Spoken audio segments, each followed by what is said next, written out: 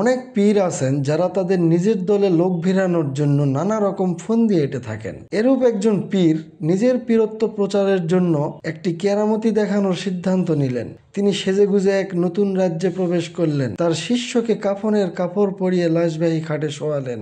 মরা কান্না কাঁদবার জন্য কয়েকজন লোক নিযুক্ত করলেন।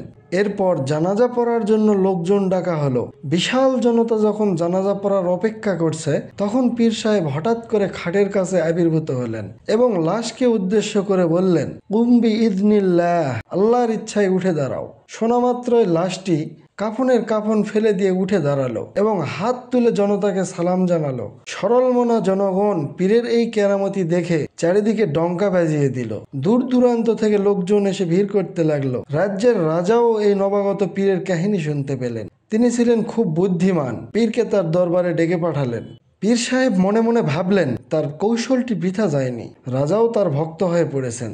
তিনি খুশি মনে রাজার দরবারে হাজির হলেন। রাজা বললেন, যুদ্ধে আমার সেনাবাহিনীর অনেক লোক মারা যায়, ফলে দেশের অপূরণীয় ক্ষতি হয়ে থাকে, কারণ ওইরূপ ট্রেনিং প্রাপ্ত সৈন্য আর পাওয়া যায় না।